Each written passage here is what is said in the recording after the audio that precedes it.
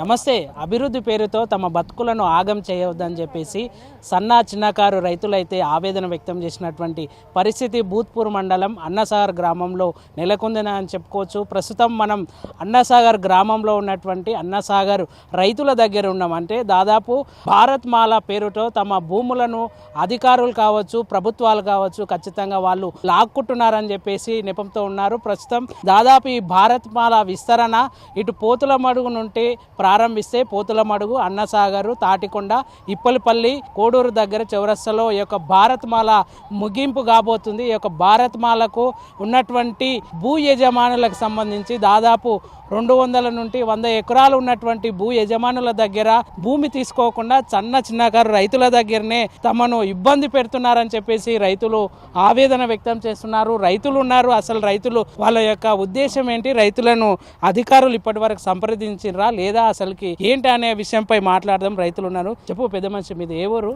మీ land ఎంత ఉంది, మీది మొత్తము మీది ఎంత ల్యాండ్ పోతుంది? మాది 2 ఎకరాలన్నర పోతుంది. 2 ఎకరాలన్నర పోతుంది. ఇంతవరకు ఈ రోడ్కి ఇచ్చినాం 2 ఎకరాలు. మళ్ళీ ఈ భూమి తీసుకుంటున్నారు. మాకు 3 కొడుకులు, మేము 4 అన్నదమ్ములం. నాకు 3 కొడుకులు ఉన్నారు. ఉన్నది పోయినాక మేమేం చేస్తాం? మాకు పెళ్ళిళ్ళు కూడా కాలే, ఇంకా పెళ్ళిళ్ళు కూడా కాలే. ఇల్లు లేదు, మా పాత మీదే ఉంది.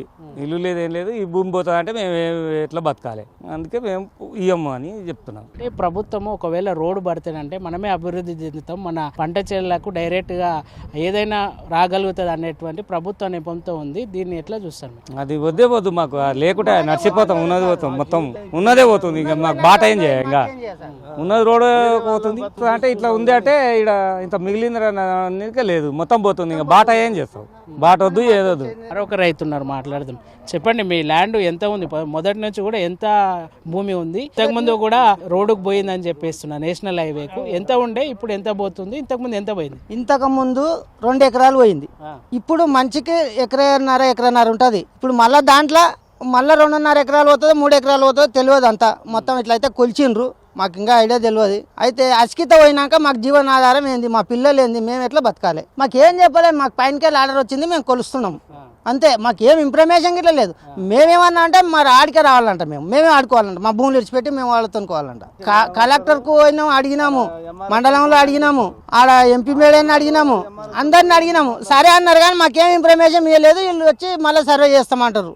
ఏమో అర్థం కాదు మాకు. ఏం డిమాండ్? మేము భూములు ఇవ్వమని చెప్పినాం.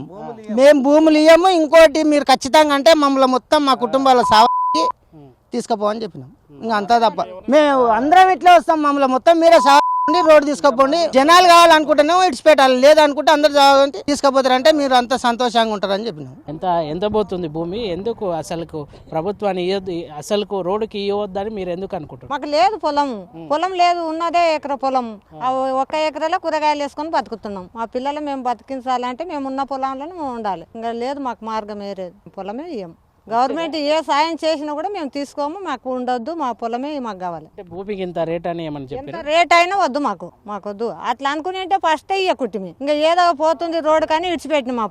ఇప్పుడు మాటకే ఇయ్యము. ఇంకా ఉన్న ఎకరాన్ని మాకు చాలు. కొంతమంది రైతులు దాదాపు 400 కుటుంబాల రైతులలో కొంతమంది 300 మంది కూడా మద్దతు తెలుపుతున్నారు. 300 మంది కూడా ఇస్తామని అంటున్నారు. వాళ్ళకి ఏం చెప్పబోతారు మీరు? మేమంటే మాకు వాళ్ళకు ఉండదు. 10 ఎకరాలు ఉంది, 1 ఎకరా పోయినా సరే.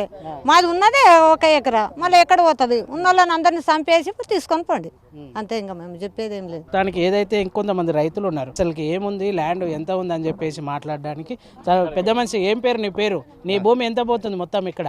నా పేరు వెంకటయ్య, తాటికొండ. నా భూమి 1 ఎకరా పోతుంది. 1 ఎకరా భారతమాల కిందికి పోతున్నది. ఉన్నదే 1 ఎకరా. అసలు ఇంకా 10 మంది పాలెం 16 ఎకరాలు ఉంటే అందరం పంచుకుంటే 1 ఎకరా వచ్చింది మాకు. నా కొడుకులకు సరే 1 ఎకరా వచ్చింది. 1 ఎకరా పోతున్నది. ఆ ఎకరా పోయినాక మేము ఎట్లా బతకాలి, ఏం చేయాలి, ఎక్కడ పోవాలి? ఈ మాల సలహుడి పోను, మాల ఒకటి మాల పెట్టిండ్రు మాకు. అది ముందే అది సిద్ధాయపల్లి కాడ పెట్టినదే మంచిగా ఉండే.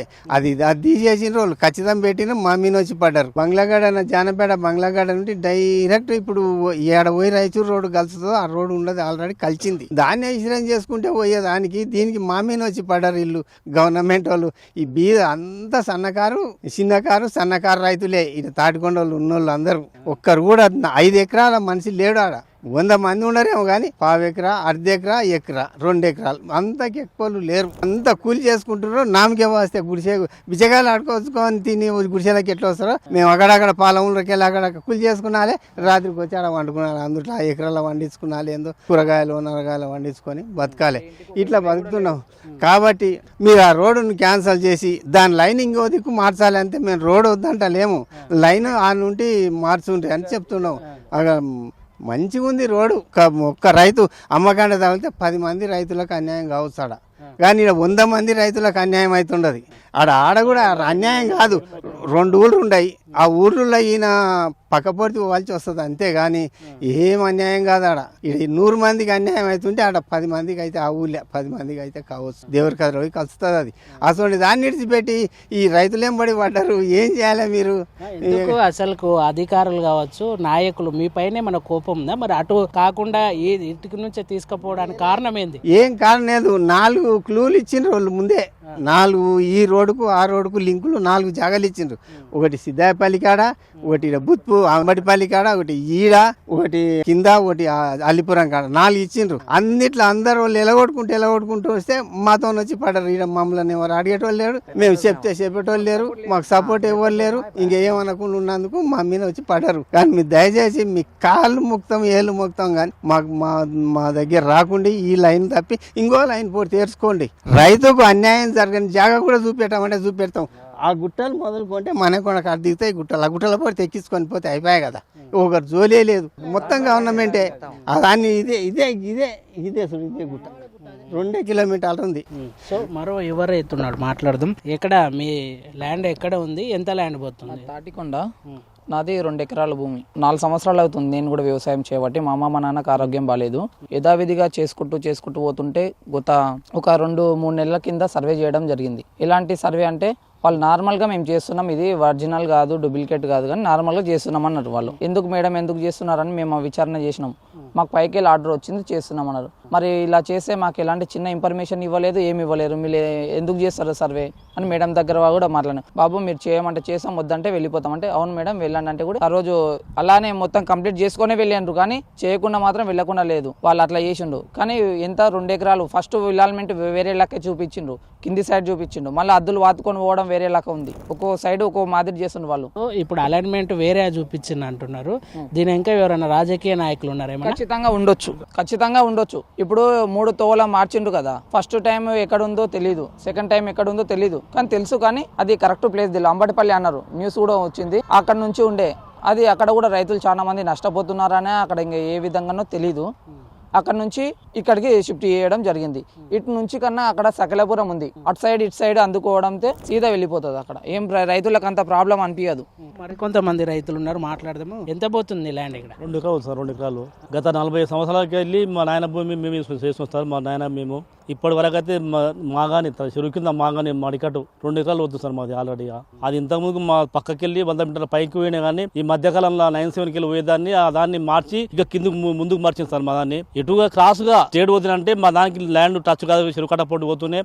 అలాంటిది 97కి వెళ్ళి పోతుంటే రాజకీయ నాయకులుగా బలమైన రాజులు ఎవరు కానీ మొత్తం మీద దీన్ని మార్చిండ్రు, మనం నష్టం చేస్తున్నారు సార్. మన చెరువు కింద మాగాని భూములు అనేది మొత్తం మడికట్టు మొత్తం ఇప్పటి వరకు అయితే మేము దాని మీద ఆధారపడిపోతున్నాం సార్. మేము 40 ఏళ్ళు అయినా ఇప్పటికి వ్యవసాయం చేస్తున్నాం. 10th ఫెయిల్ అయినప్పటికి వెళ్ళి వ్యవసాయం మీద ఆధారపడిపోతున్నాం సార్. అయితే ఏం చెప్తారు ప్రభుత్వానికి మీరు మొత్తం మీద ఏం చెప్తున్నారు? మా దాంట్లోకి వెళ్ళి సార్ వీరు మాకు సిటీకి దగ్గర ఉన్నాం మేము. ఇప్పటికీ చెంచోలి రోడ్ అని చెప్పి అవుటర్ రింగ్ రోడ్ ఉంది ఆల్రెడీ. ఆ రింగ్ రోడ్కి వెళ్ళి 3 కిలోమీటర్లు డిఫరెన్సే ఉంది మా విలేజ్కి. ఆ దాన్ని కాకుండా కొంచెం ముందుకు చేస్తే బాగుందని ఆలోచన సార్. మా భూములు మేము నష్టపోతున్నాము అట్లా సార్. దానికి ఇది ఏదైతే ఇంకో కొంతమంది రైతులు ఉన్నారు, మాట్లాడదాం. ఇదేంటని చెప్పండి. అసలు మీది ఎక్కడ పోతుంది ల్యాండ్, ఎంత పోతుంది, ఏ ఊరు మీది? నా పేరు సాబేరు, నాది అన్నసాగర్. మాది ఫస్ట్ బీట్ రోడ్కి ఇక్కడ ఇదే మాది. అయితే భారత్మాల రోడ్ అనేది ఈడెందుకు తీసుకుంటున్నారు?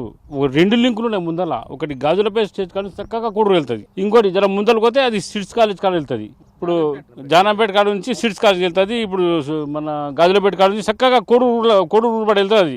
అసలు ఈజీ గవర్నమెంట్కి ఇబ్బంది లేకుండా ఇటువంటి పంటలు పండే భూములు వచ్చి తీసుకొని మాకు నష్టపరిహారం ఇస్తే మేము అమ్ముకోవాలంటే ఎప్పుడు అమ్ముకుంటుండే 2.5 కోట్ల అడిగింది. ఎప్పుడు 3 సంవత్సరాల కింద ఎకరాపురం 2.5 అమ్మలే. మాకు పైసలు వస్తున్నప్పుడు అమ్మితే ఇప్పుడు వచ్చి మేము ఇట్లకెళ్ళి వేస్తాం రోడ్డు. మాకు ఎవరికి ఇన్ఫర్మేషన్ లేదు, ఏం లేదు, ఎలాంటి పర్మిషన్ లేకుండా వచ్చి సర్వే చేస్తుంటే మేము ఆపినాం. ఆపితే ఎంఆర్ఓ అంటే ఎంఆర్ఓ పోయినాం. దాని తర్వాత కలెక్టర్ మీటింగ్ పోయినాం. ఒక పారి కలెక్టర్ మీటింగ్ పెట్టి మాకు రైతులకు సహకరించాలి, మేము రోడ్ వేస్తాము అంటే చెప్తే మేము సంతకాలు పెట్టాలంటే పెట్టలే, సహకరించాలంటే మేము సహకరించమని చెప్పి వచ్చినాం, వస్తే అడుక్కుంటామని చెప్పినాం. దాని తర్వాత మేడం తునిపోయినాం, ఎంపీ మేడం.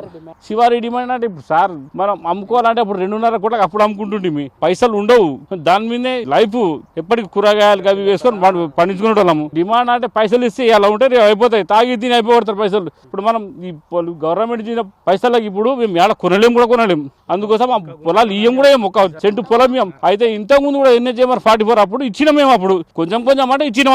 ఇప్పుడు ఉన్నది మొత్తం పోతుంటే ఎట్టి సార్ ఇయ్యం, సమస్య లేదు, ఇచ్చే సమస్య లేదు. దానికి ఇది ఏదైతే భారత్ మాలకు ఉన్నటువంటి భూ నిర్వాసితులైతే ఖచ్చితంగా తమ భూమిని మాత్రం విడిచిపెట్టే ప్రసక్తి లేదు. ఏది ఏమైనప్పటికీ కూడా తమ భూములను కాపాడుకుంటాం, ఖచ్చితంగా ప్రభుత్వం తమ వైపు ఉండి రైతులకు మేలు చేయాలని చెప్పేసి ఒకవైపు రైతులైతే చెప్తున్నారు. అదేవిధంగా ఏదైతే ఇటు అన్నసాగర్లో ఉన్నటువంటి రైతులు మొత్తం కూడా చిన్నకారు రైతులమే. ఈ యొక్క భూమి లేకపోతే తమ కుటుంబ పోషణ అయితే భారంగా ఉంటుంది.